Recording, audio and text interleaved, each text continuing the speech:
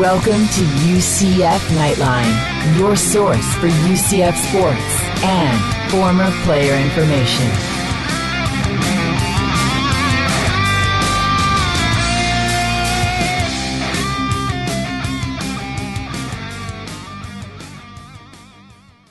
Hello, Night Nation. This is Andrew Phegley coming to you from the 1148 studios. This is episode number 87.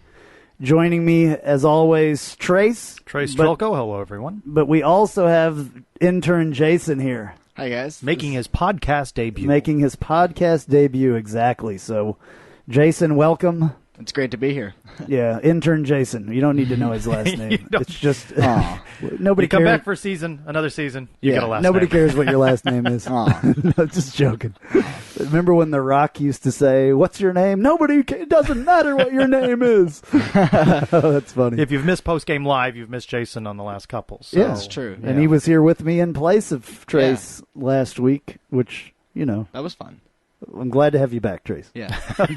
Just joking. Glad to be back at the 1148 studios Yeah, to how celebrate. How was your trip? Good trip. Good trip visiting family out in the Denver area, and very glad to come back to a Knights home win decisively over Tulane. Absolutely decisively. What a crazy, crazy game. UCF obviously 37-6 over Tulane. At once trailing 6-0 in that game. Yeah, and then with an absolute dominant defensive, except for the first drive for Tulane, but a dominant defense for the Knights. Hard to find anything wrong with the defensive performance that included Trylko Johnson with 2 scores on defense. 2 pick sixes. I mean, the Knights scored 3 defensive touchdowns in the game, which has never happened before. Historical time there for the Knights. The last time UCF had multiple defensive scores was back in 2010 against UAB. And this is why Jason is here. So Thank not you, only Jason. is it a record, but it hasn't happened in a while. And you know what this means? UCF is on the cusp of that bowl eligibility. One game away. Who'd have thunk that, huh? 9 weeks ago? One game away from a bowl game. Remember our preseason talk? What would be the mark of a successful season? And now UCF 5-4 overall, 3-2 in the American. Maybe winning the American East may be out of reach, though if UCF goes on a run, wins the next 2, faces South Florida maybe in that last game, you never know. But on the cusp of bowl eligibility. Now, what is our record in the Power 6? You must not know what I'm talking about. You mean the helmet thing? Did you see the sticker on the back of the helmets? Yes. The American is now in the Power 6. They've dubbed themselves that. Yeah, the American is the 6th conference because this is now the Power 6. That's what they had a sticker on their helmets. Yeah. If people didn't see it, it said P6. Yeah. Very sweet helmets, by the way. Those were beautiful. My favorite helmet so far. Those this were year. really? Yeah. I actually like the white helmets with the chrome. It was, the chrome. I've liked all of it all year long. I mean, I'm excited for this weekend. They're honoring veterans, and they hinted on Twitter at a USA-themed helmet sort of stuff. Yeah, I mean, military appreciation. I'm thinking that it's going to be our white helmet probably with the American flag UCF. I think that will be cool. That's what it looks like. That's what some people have done in the past. So we've never done that. And all these helmets and stuff, nobody talks good. about uniforms anymore except to praise them. Right. But you would think with all of that and everything that's going on that there maybe would have been a few more people out there. Yeah, announced crowd 31,571. And that's pushing it. If you really. However, in fairness to fans, people scheduled things on what they anticipated would be the bye week. Yeah, no, I understand travel and business trips and the like. I understand. So that. for some, it was tough to get there. I think there was maybe somewhere between 20 and 25,000 people there. Definitely not 31. They may have sold 31,000 tickets, but although our real attendance was still more than over there in Tampa. In Tampa. Yeah. Their actual or announced attendance. Yes, yes. Coming up, we'll have former UCF quarterback Kyle Israel breaking down the Tulane game, and we also dig deeper into the Cincinnati Bearcats, UCF's opponent, this coming Saturday, November 12th, high noon at the Bright House. Did you see the theme for this game, Andrew? What is it? Armored in Gold, I think, Oh, yeah? Armored Are we all in supposed gold. to wear gold? Oh, yeah. Gold. I definitely don't have any gold. You don't have any gold? Nope. You need to go out and buy a $90 I'm not gold buying a jersey. $90 gold jersey. And if No. I could just mention, when I looked at what the band was, I know you're tailgate, so you don't typically make it over for the band. I saw, wow, Dave Matthews. Not Dave Matthews cover band. Yeah. Yeah, Yeah. not the real Dave Matthews. No. I've heard that cover band is pretty good, though. I'm sure they are. Not really into cover bands, but whatever, So let's just talk a little bit more. Did we run through all these numbers? No, UCF, impressive numbers, though. 31st in total defense, 3rd in defensive touchdowns, 18th on third down defense, and 12th in passes intercepted. That's a lot better than last year. Digging deeper into that, UCF is 50th against the run, 44th against the pass. So defense has carried UCF. I think Jason, you got any more? more? Yeah, digging even deeper. He can sense it. Andrew can now sense Digging it. even deeper, yeah. They're 9th in turnovers gained, 9th in the red zone. I think you said this, 11th in sacks, and 12th in total tackles for loss. Can you imagine? I mean, just, whatever. Last year 0-12, and now we're ranked in the top 10 in some of these categories. And the UCF defense has been particularly impressive the last two games. You think about the number of turnovers against Houston. And while that lead slipped away, I think as we spoke last week, a great deal of that lay on the offense, not being able to get a couple of first downs and move the ball in that second half against Houston and kind of left the defense out there way too long. But, boy, they've been very opportunistic with the turnovers, and these were great. Did you not love Shaquille Griffin's interception and his run? He just darted completely across the field. He was a speedster out there. Yeah, I'm still waiting for Shaquem to be able to run one of those back because Shaquem and Shaquille's dad tells me that when Shaquem gets a chance to run one back, it's going to be spectacular because he's just going to run people over. He's not going to run around him. He's just going to go right through them. Yeah, and I'm looking forward to that. So definitely looking forward to seeing him get one and being able to run it back a little bit more than the ones that he's had. So. And UCF's been pretty strong all year on that third down defense. And Tulane, boy, what a mess Tulane was in this game. Good for UCF. Tulane just 5 of 17 on third down. Of course, UCF forcing all of the turnovers. And Tulane's quarterback, as we talked about with the insider the week before, that Tulane's strength lay in its running game. They were not able to do anything. Only 5 completions on the day for And we've got Tulane's a team quarterback. coming up here next week that they really don't have anything going They're for them struggling right now. all over the place. Cincinnati, know. 6 straight quarters without scoring a touchdown. And, they're struggling, and they come into this game. Initial line coming out, 10-point favorites UCF. So that shows you just how much Cincinnati is struggling. I hate to say it, but teams like that and games like that can be very dangerous. These can be the ones that sneak up on you and do something crazy, because they've gone 6 quarters without one. Well, I'm sure they're upset about that. I'm sure that they're still playing, maybe not. But they come in struggling on offense against a defensive unit for UCF that is playing pretty well. Absolutely. And I guess we should talk, even though this was a game dominated by the defense, UCF possessed the ball for just about 20 minutes of this game. Mackenzie Milton, 9 of 20 for 85 yards and an interception. UCF just 3 of 10 on third down, 298 total yards of offense. And while we saw a little uptick in the running game this week, it has been a downward trend the last 4 weeks. Not a lot of offense. Yeah, a little bit better this week as far as the running game goes. I mean, not the spectacular things that we have seen before, but still, I think it was 130 yards or something like that we got on the ground, which was better than the last 2 games. 147. Okay, 147. I like it, on intern 32 Jason, carries. correcting you. Yeah, that's cool.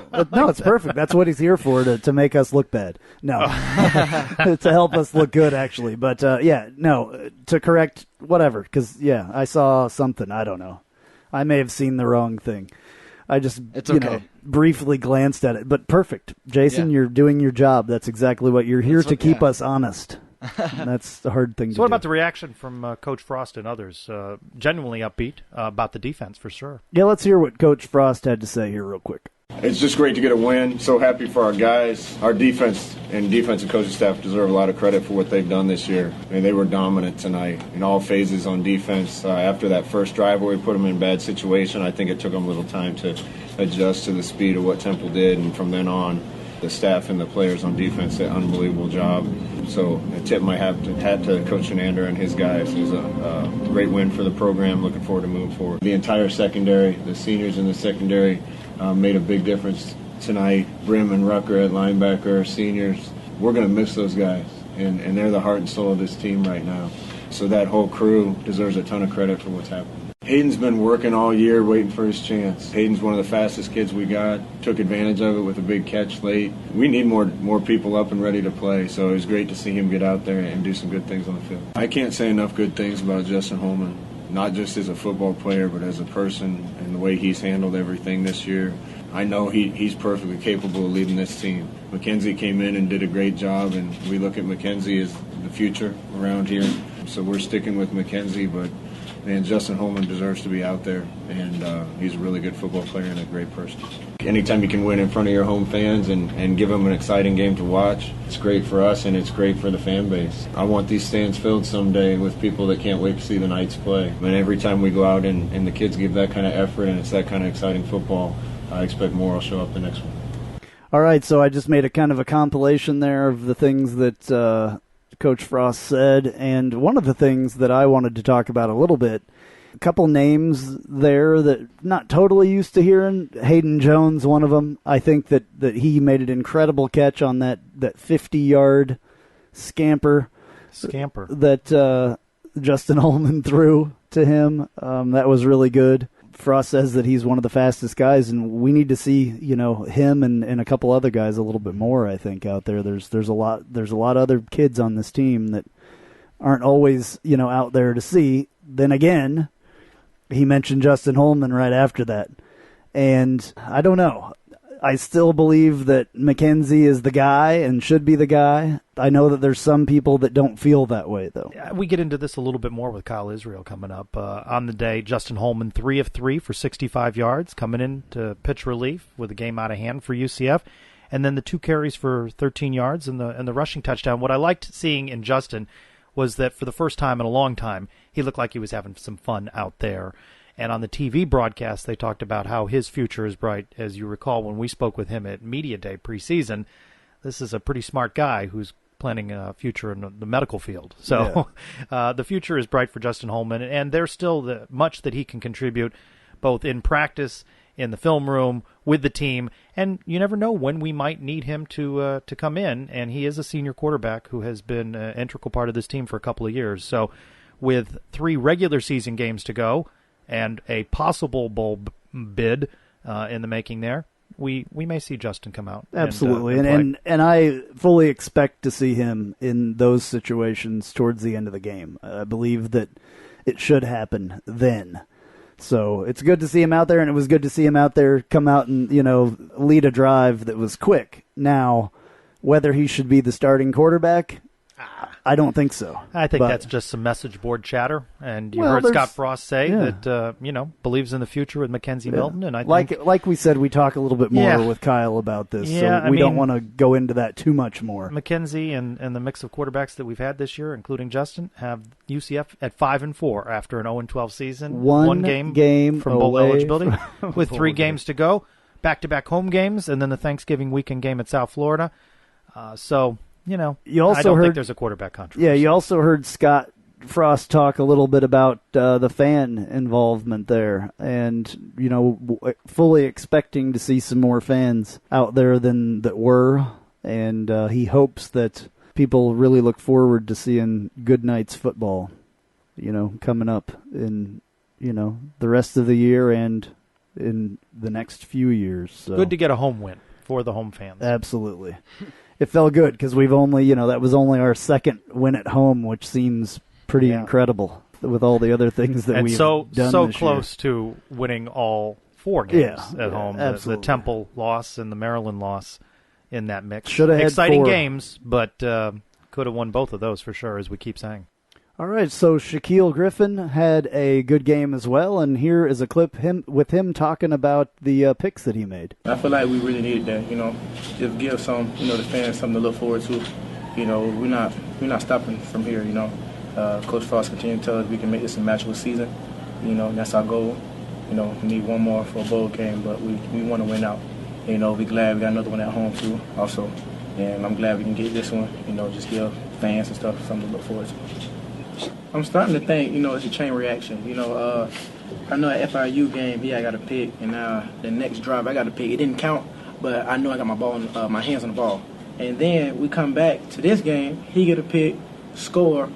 Then the next drive, I get a pick and score. So now I'm starting to think it's like a chain reaction. I don't know if I got to get a pick first and then he get one or vice versa, but I know it's starting to happen a lot. You know, like he said, you know, God can work in mysterious ways, and you know, we're definitely blessed. That's, you know, people don't dream about games like this. You know, it just happened, and you know, right now I still like the dream. We're going to need Shaquille and Shaquem and the rest of the Knights on defense to knock off the Bearcats for that 6th win. And most of the bowl projections have UCF out there going to a bowl game. BleacherReport.com, UCF Georgia Southern in the Cure Bowl in Orlando. CBSSports.com, UCF versus Troy in the Cure Bowl. We keep seeing the Cure Bowl mentioned. I just like seeing UCF mentioned in connection with a bowl game. Absolutely. I think the Cure Bowl would be awesome, though, because it would be like a home game right here in Orlando at the old Citrus Bowl. The new Citrus Bowl, whatever you want to call it. But anyway, at the Citrus Bowl, which would bring back, you know, a lot for some fans of UCF that had saw them for years there before. And then also the Georgia Southern thing could be interesting because Tyson Summers, you know, is the head coach there that was our defensive. Some other former UCF coaches on Tyson Summers' staff. So. I think Zoe is there, and yeah, that could be cool as well. Another bit of news, I guess most people have heard about this by now, I think, but Garrett Kruzek, son of former head coach Mike Kruzek, announced that he's transferring from UCF. No word of where he's going right now, but we wish him luck. Just doesn't fit into this offense. Like we saw with Bo Schneider when he transferred. Yeah, exactly. Yeah. We wish him luck wherever he goes because he is UCF family. Certainly. That's important for him to go and prosper somewhere. Exactly. Just ahead, Kyle Israel stopping by, plus the Cincinnati Insider previews the Bearcats. Stay with us. There are so many ways to connect with Knightline. You can like us on Facebook at Knightline Podcast or follow us on Twitter at UCF_Knightline. Check out our website at www.ucfnightlinepodcast.com for recruit spotlights, archived episodes, and more. Or, of course, you can always call us at 407-401-9184. That's 407-401-9184. Listen whenever and wherever you are on YouTube, SoundCloud, Stitcher, iTunes, or tune in. Go Knights and charge on!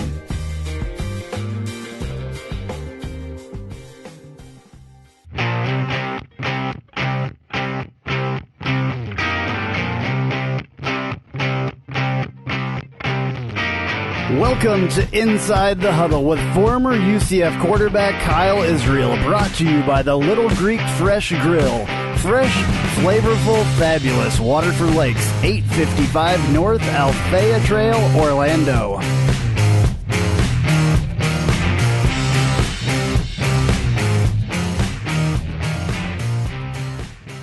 Time to take a look at the latest game through the eyes of former UCF quarterback Kyle Israel, who's stopping by Knightline to talk about the Tulane game. What a lights-out defensive performance for the Knights, huh, Kyle? Yeah, I mean, first of all, good to be here today, guys, especially after a victory that puts us one game away from bowl eligibility, which is always exciting, certainly after coming off an 0-12 season. But much of that gratitude in regards to yesterday's game has to go to our defense. The way that defensive secondary played, the play of the linebacking core at times, the play of the front four in creating some pressure in situations and allowing the defensive backs to get some what I would call easier interceptions at some point, especially Shaquille Griffin. But what he did after the interception was incredible in getting into the end zone. But, I mean, all around defensively, I can't think back to too many games where you've seen us score. I don't know if there were records broken yesterday for touchdowns by defense for UCF, but it's got to be one of the best defensive outputs that I've ever seen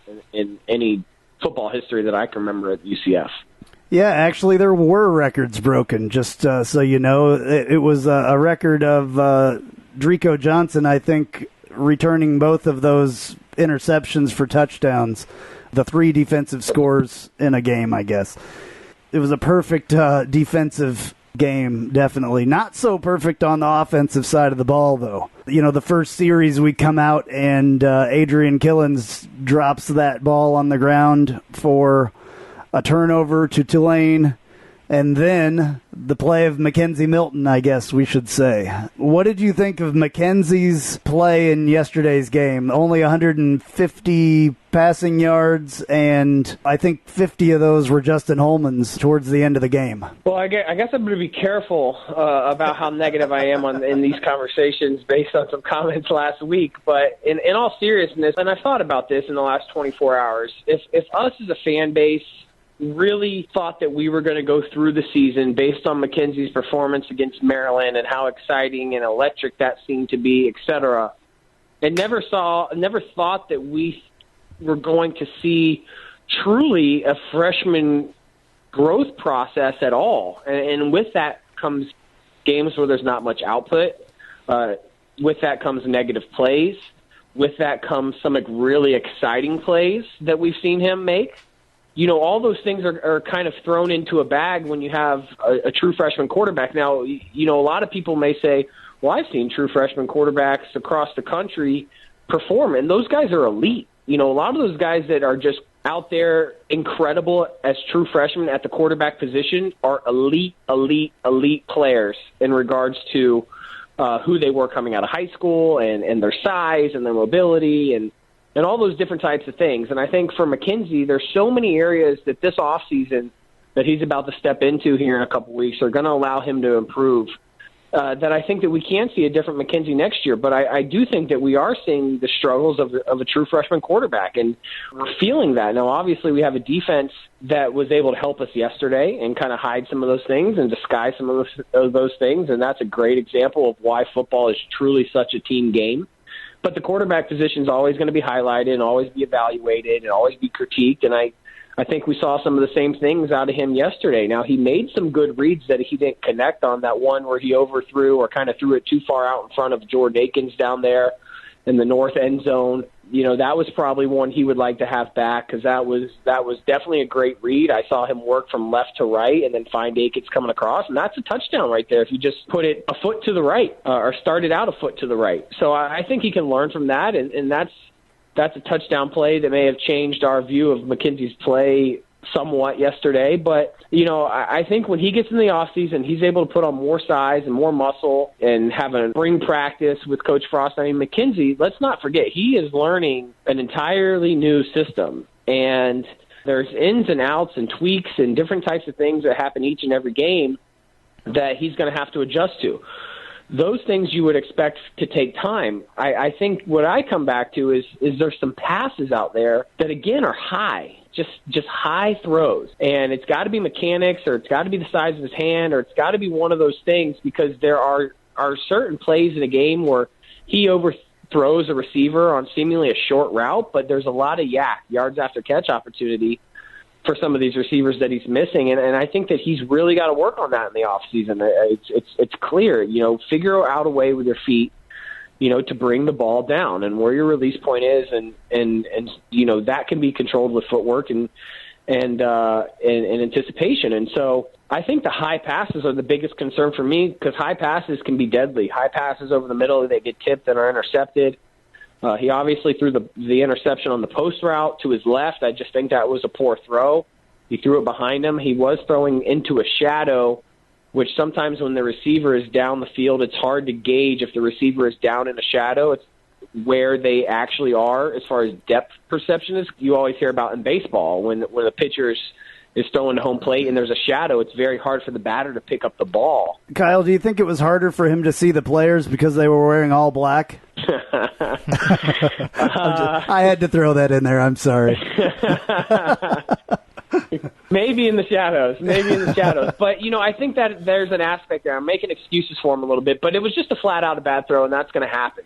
So, I think that, I want to ask you guys, For me, I understand why, Coach is going with McKenzie. Is there any thought in your guys' mind, or am I going to get a question? My thought is, I wonder what the fan base thinks about whether or not Justin Holman should be playing right now. And that's I have my own thoughts on that, but I'm curious to hear what I know you guys Andrew think. has thoughts on that. I do have thoughts on that, and I think that my thoughts and your thoughts are going to be the same. I just think that. But yes, Holman came in. And, in the garbage time of the game yesterday, he threw a beautiful pass to Hayden Jones and, ran in for the touchdown. That looked great. But one of the things that I believe, while you were talking there about McKenzie, is now these teams have seen McKenzie a little bit versus before, like the Maryland game where they hadn't seen him at all. So now there's tape on McKenzie Milton. Obviously, it's going to be a little harder from him when teams have tape on him and they know what he's going to do. They know that he runs left or right or backwards or whatever. It's a little easier as far as that goes. Now, I think that because of his running ability and the ability to make plays and to elude pass rushers, I think he has an incredible high side over Justin Holman. I think he throws the ball the majority of the time better than Justin Holman does. He may not have the power that Justin Holman does, but I believe that he can get it there, if it's not high, I guess, easier than Justin can. He can make a little bit more of the touch passes. He doesn't have the game experience that Justin Holman does, but I think, we've said this before, Justin Holman's going to be gone next year. It's not going to matter next year So I believe that we should get McKenzie as much playing time as we can, period. And, Kyle, I weigh in this a little bit differently, and I think I asked you a week ago whether it might have been a good idea to pull McKenzie for a few plays or a series to give Justin an opportunity in there just so McKenzie could, refocus and think about where he was in the game. So I was glad to see Justin Holman come in when he did, even if it was in mop-up duty. And he showed some confidence out there and looked like he was having fun for the first time in a long time.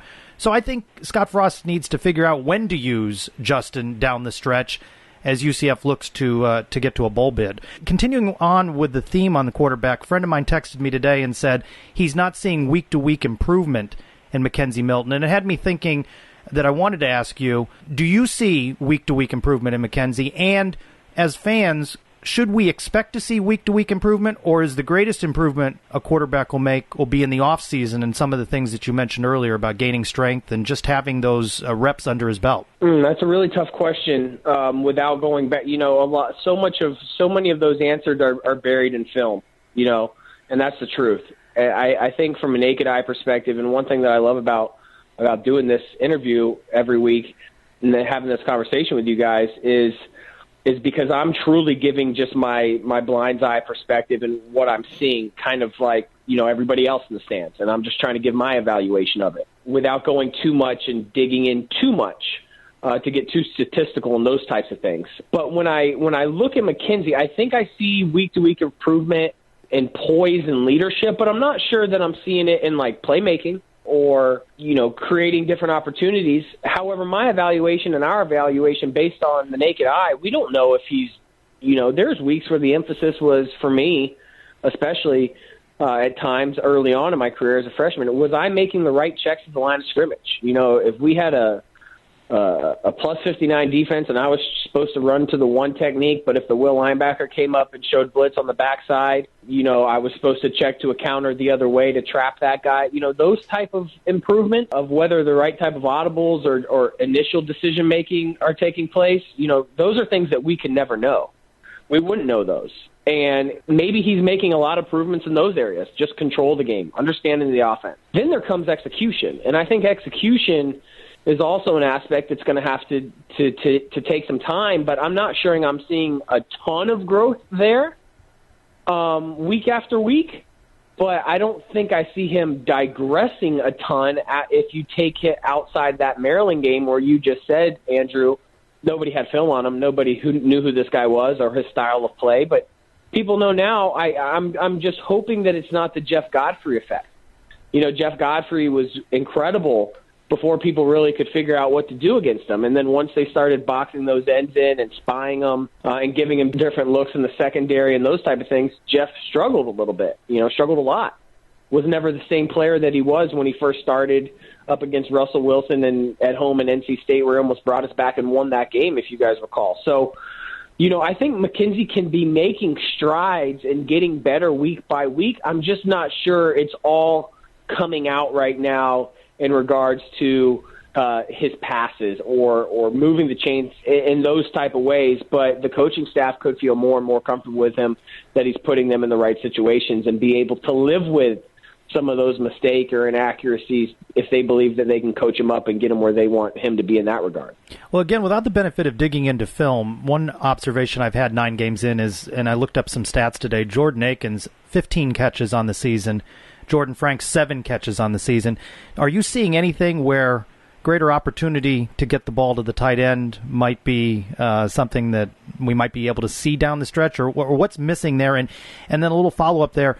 Talk to us about watching film. What did you do during practice and during the week in watching film, and how did you learn from it? I was screaming at times last night, Trace, throw it to Franks. I mean, there were a few routes that I saw that Franks was open. I have no idea where he was in the progression or the read, or if he was the third or fourth guy in a read and just happened to get open and McKenzie never got to him. I have no clue in that regard. But those are 2 of our best weapons. And if you look at Franks and you look at Akins and their athletic ability and their size and the mismatches that they create, those guys should have 50 targets between the 2 of them at least at this point, based on their skill set, you would think. Yeah, I don't think we're utilizing those guys the way that we should be, and I think that's kind of exciting, knowing that that's an area we can improve on moving forward. Secondly, in regards to film, there are a number of different things to look at, but when you are watching film in the season, Sunday, and for us, a little bit of Monday morning, our first 30 minutes of film Monday morning was going over and evaluating the prior game, all the way down from whatever fundamentals that you were working on that prior week. So, for example, it could be all the way down to when I was under center, whether or not I had my left foot slightly behind my right foot while I was under center to allow me to get a better push off and get into the handoff path quicker. That was always an emphasis for me, like, where is my left foot while I'm under center? So you can break it all the way down to that, or you can be watching, defenses shift and trying to evaluate how you're audibling based on that. And then so you're just evaluating yourself, decision making. I went here with the ball, but looking back on film, I probably should have gone here with the ball. Or why did I not see that this corner was creeping up and blitzing? And here are the keys. That safety is going to be rolled out the hash. He's going to be shallower, maybe 9 to 11 yards instead of 13 to 15 yards. And that will linebacker is going to be a little bit more outside the left tackle just to be able to help on any type of reverse or jet sweep. So being able to go back on film and reevaluate what you thought you saw on the field, but what the teams were actually doing, that's the advantage that the NFL has with these tablets on the sideline, where you can in real time go back and literally look at what somebody's look was and then go back on the field and try to execute against it again. You obviously don't get that as much in the college experience, and somebody trying to relay that information to you up from the box, which is more difficult. But in film, you can do so much evaluation of yourself, and then obviously throughout the week you watch all different types of situations. What does Cincinnati do on 3rd and 4 to 6? What are their 3 main blitzes, and what are their 3 main fronts and coverages? And then let me watch that 90 times. All right, on 3rd and 4 to 6, I have an idea of what I think they're going to do. This is what I should anticipate. Okay, 1st and 10 or 1st and 10 plus. This is what they do. They're going to run base. I know I got to out route. I know I got to post going into the game. I always got that if it's called. I should look there first. Like, that's, you evaluate situations, down in distances, red zone, all those things. You really break them down a whole lot and try to put as much information. Doesn't mean you're going to memorize it all, but you're hoping that on that one situation in the game, on 3rd and 8, on the plus 35, oh my gosh, you know what, these guys are going to play 2-man. If I have an opportunity to run and the linebacker runs out of the box, I can get the first down with my legs. You're hoping that type of situation is going to come to you in the huddle, and then you can react to it in the game. So I think that's how I always looked at breaking down film. I know that's probably very similar across the country.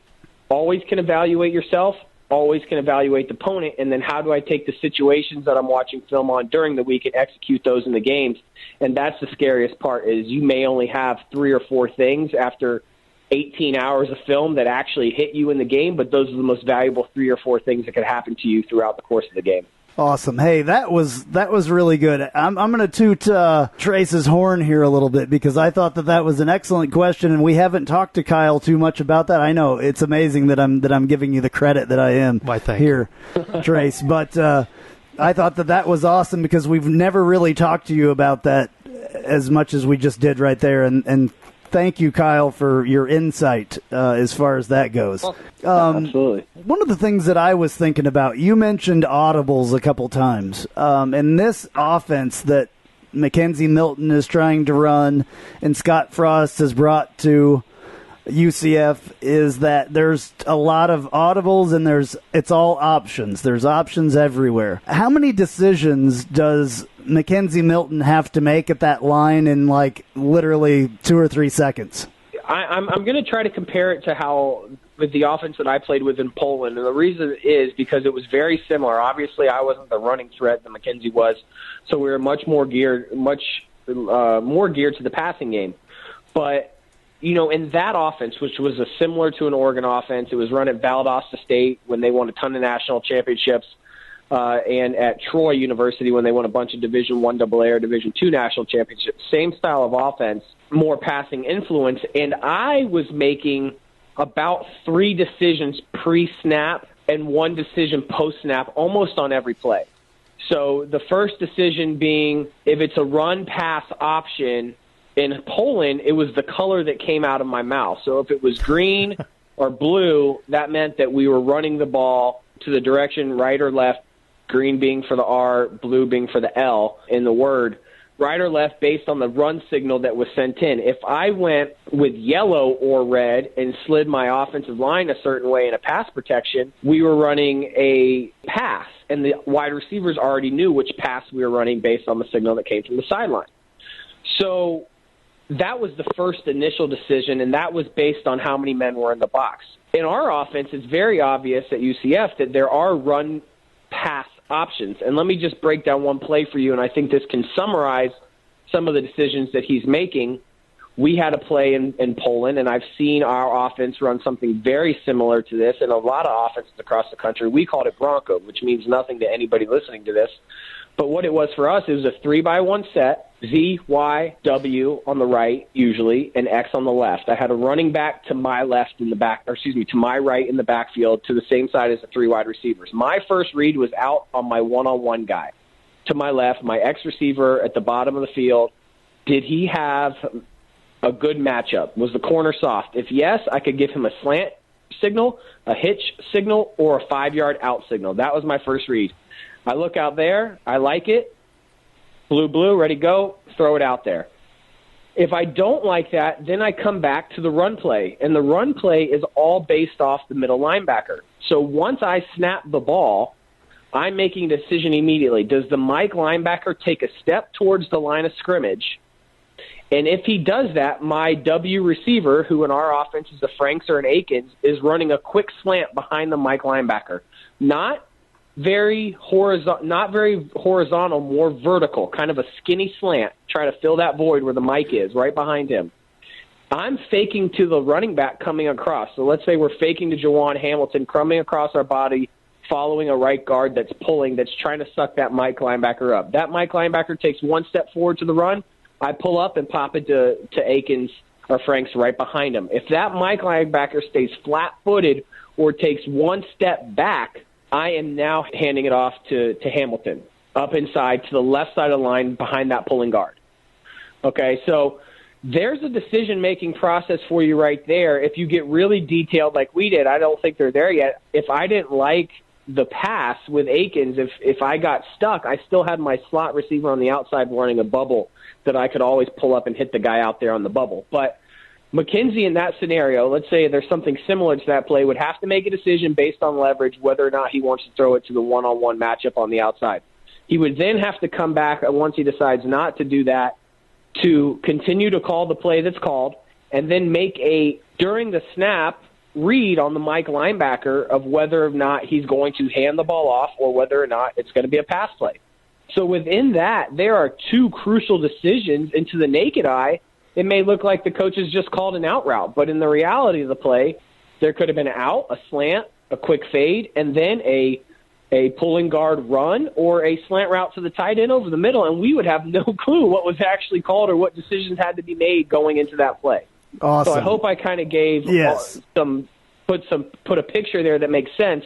But that's just one play in these style of run-pass option offenses, and that's probably the basic and most simple one of all. Right, and my point being to this whole deal was the listeners can use their stopwatch and rewind that and listen to how you explained all that and what goes through Mackenzie's head, an 18-year-old freshman. Mm-hmm. He has to think about all those things in the course of a play that probably takes, 20 seconds. Mm-hmm. That's a lot to think about, and I don't think that people realize what all there is involved in what's going on here and what, Milton has to, and any quarterback that's out there has to think about during a play. I mean, it's not just hike and you have the ball in your hands, who's open? It's not just that.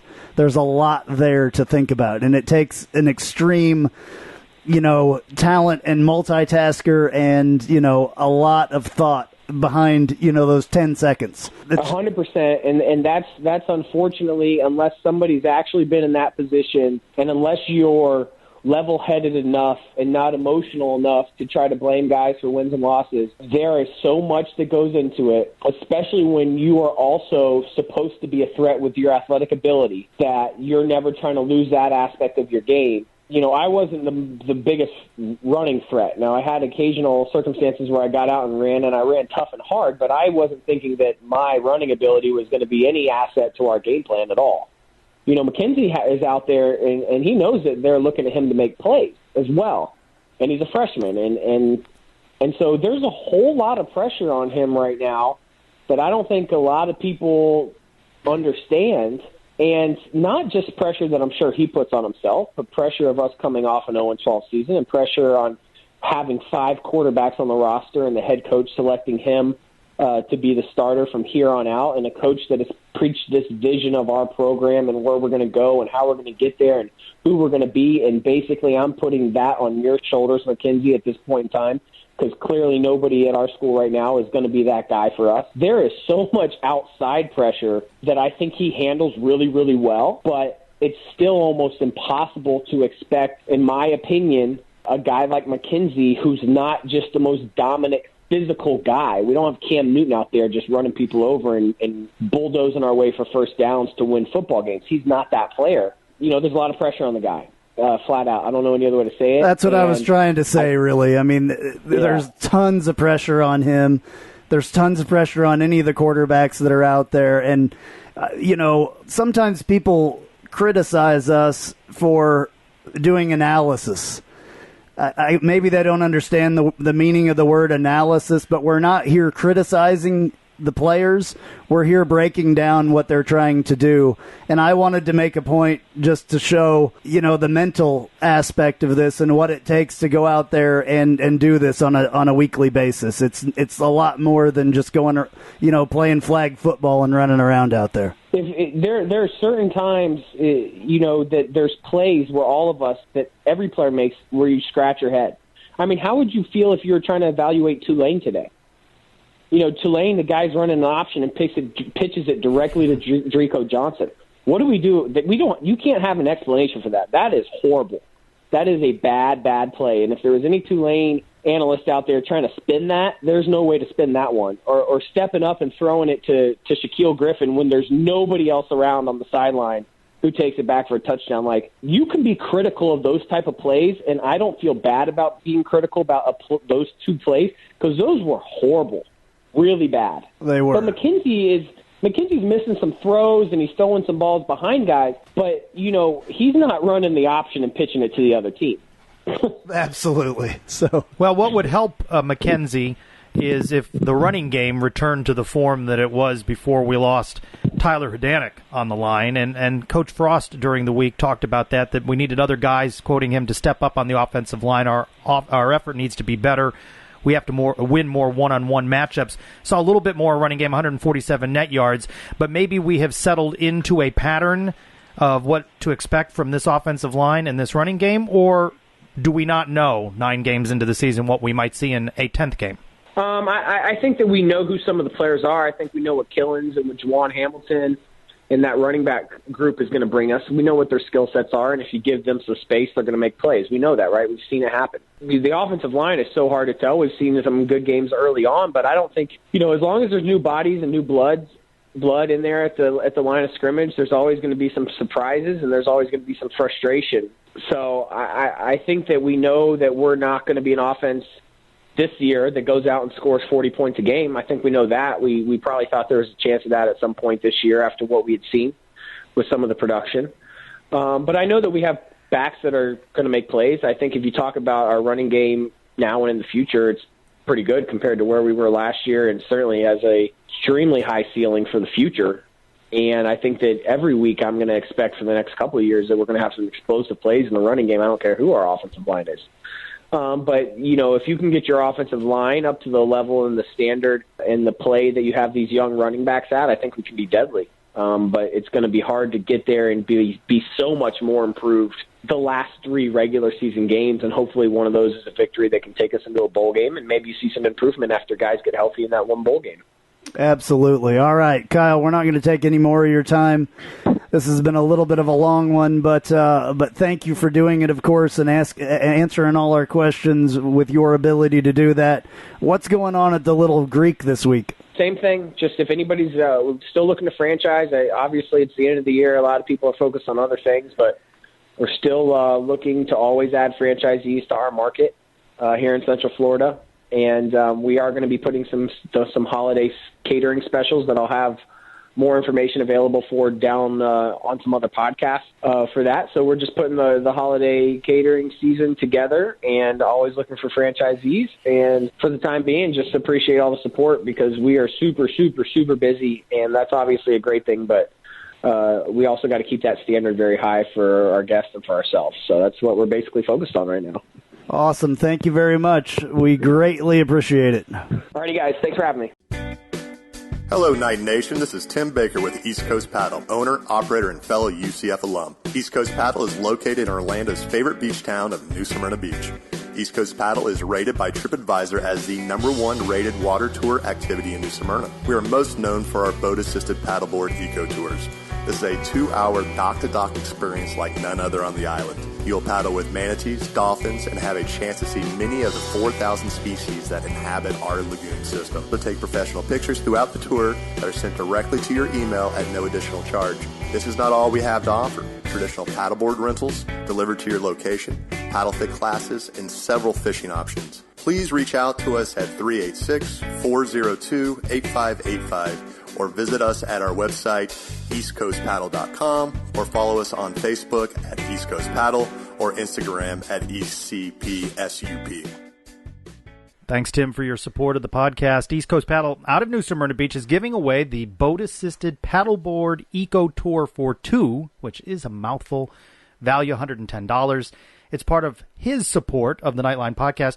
Now, you just have to enter to win. Have you gone on our website yet and looked at it? Take a look at UCFKnightlinePodcast.com. You'll see the contest entry form on the left side of the website. Enter into that, drawing at the end of the season. Yeah, that's what we're going to do. Which I hope doesn't occur until after the bowl game. Yeah, I think we'll do. Yeah, we'll do it after the bowl game, and then next year I'm already working on a new contest that we're going to do, and it involves Kyle Israel. So that's a little tease that you guys can think about, and if you were involved in the conversation on the dungeon this week, you may know what we're talking about. That's just a little tease. That's quite the teaser right there. Yeah. 5 questions with an insider. Getting to know this week's opponent.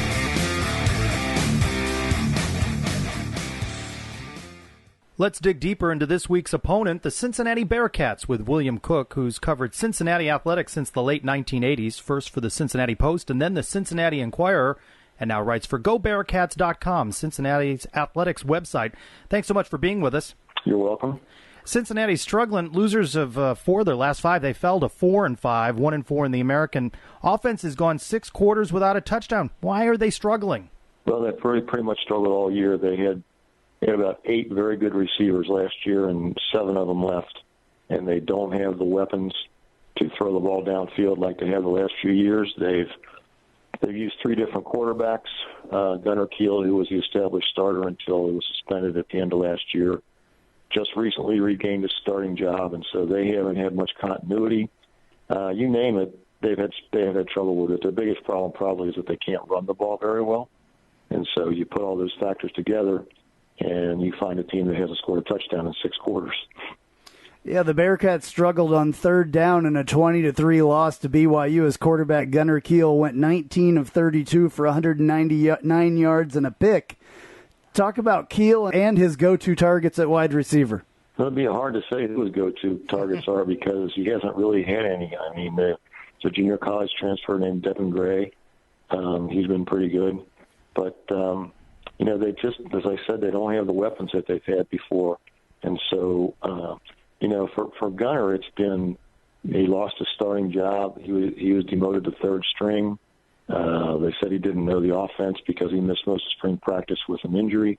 They have a new offensive coordinator this year who changed the offense. So, that was the excuse or the reason they gave it why he didn't play. But now lately, before the East Carolina game a couple of games ago, the seniors actually asked Tommy Tuberville if he would give Gunnar another chance, which he did, and he played great against East Carolina, and they won that game. Then the last 2 games, the offense stalled again.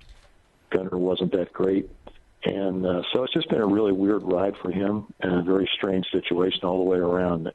This is a guy who has a very strong arm. He was a top-rated high school quarterback when he went to Notre Dame. It didn't work out at Notre Dame. He came here, and he was fantastic as a sophomore.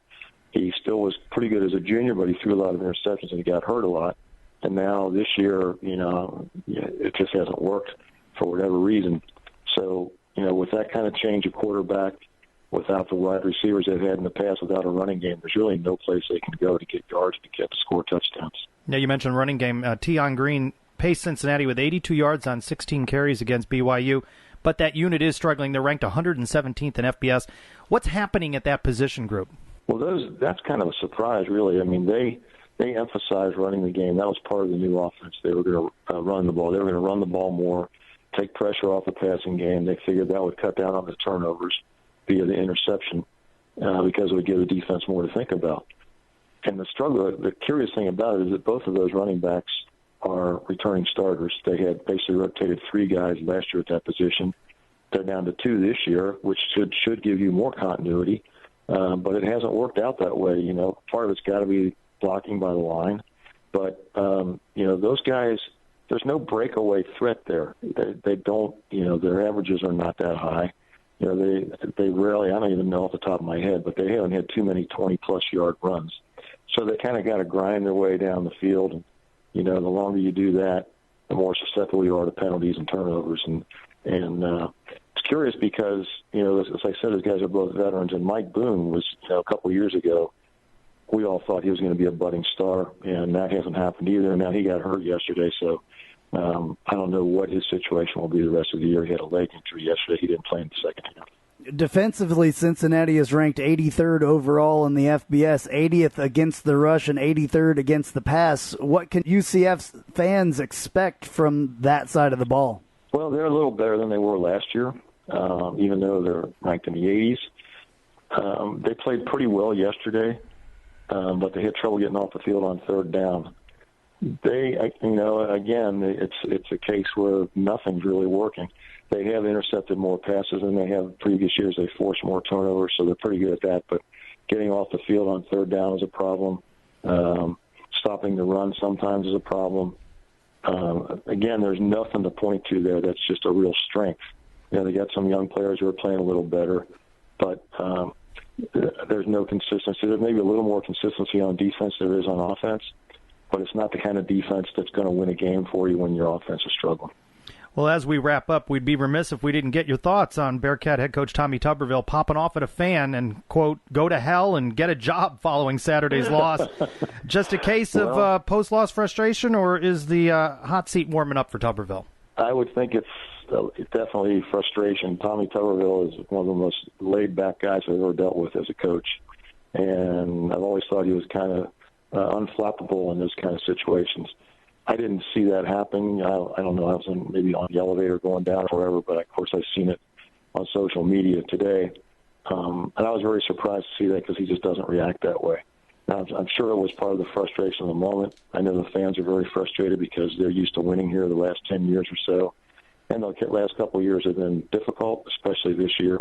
Mike Boney, athletic director, put out a statement today supporting Tommy. So we'll see what happens. But that's never good when you start tangling with the fans. So I don't know. It might be difficult for him to recover from that. If they start winning, that would certainly help a lot. It's also not usually good when the athletic director has to come out and defend you. But we thank you, William Cook from GoBearcats.com, for joining us, and we appreciate you being on the Knightline podcast. Glad to do it. Thanks. Looking around the American, best win. How about Navy? 28-27 over Notre Dame. The midshipmen are now bowl eligible. Memphis rolled over SMU. They're also bowl eligible. 6th American school to reach bowl eligibility.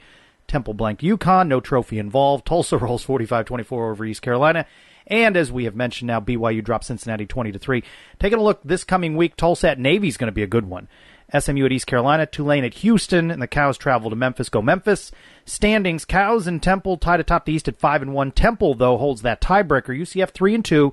East Carolina and Cincinnati are 1-4. UConn 1-6. The Huskies are the first league school no longer eligible for a bowl. In the West, Tulsa Navy 4-1. Houston 4-2. Memphis 3-2. SMU 2-3. Tulane 0-5. What's happening this week? Let's look at your Knightline planner. Women's volleyball heading to Dallas for a match with SMU Thursday, November 10th. They stay on the road. Tulsa, Saturday, November 12th. And now, news and notes from the world of UCF sports.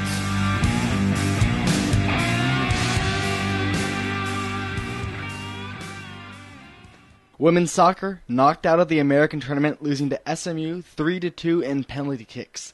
Unless the Knights get an NCAA bid, this season ends with UCF 4-4-2 in the conference and 9-8-2 overall.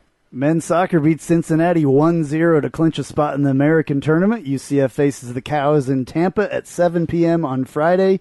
UCF finishes the regular season 3-4 in the American, 5-10 overall. How about volleyball? Beat Memphis 3-1 Sunday. That followed their second sweep of the Cows this season, and they picked up more War on I-4 rivalry points, too. UCF leads in that 15-9. The Knights are now 10-4 in the American, 20-7 overall. Women's tennis picks up several singles and doubles wins at the Seminole All-Conference Showdown as match play wraps up for the Knights until spring. Men's tennis was success, too, at two different tournaments, the Dick Vitale Intercollegiate Clay Court Classic in Sarasota and the Blue Water Bay Pro Circuit Championships in Niceville, Florida. And why didn't I give you those to read? Those were long names, Andrew. Softball beats Hillsborough Community College 8-6, and Black defeated Gold in the Black and Gold scrimmage. Baseball, Black beats the Gold team there, too. Women's basketball begins its season Friday, November 11th at FIU with the home opener 2 days later against South Alabama on Sunday, November 13th at 2 p.m. at the CFE Arena. Good luck to the ladies. All right, I think that's going to do it for episode number 87. This has been the UCF Knightline podcast. I'm Andrew Phegley. For intern Jason, I'm Trace Trylko. Go Knights! Charge on.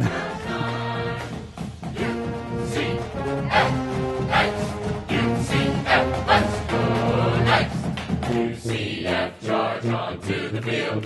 With our spirits, we'll never yield. Black and gold stars right through the line. Victory is our cry. BSCTO,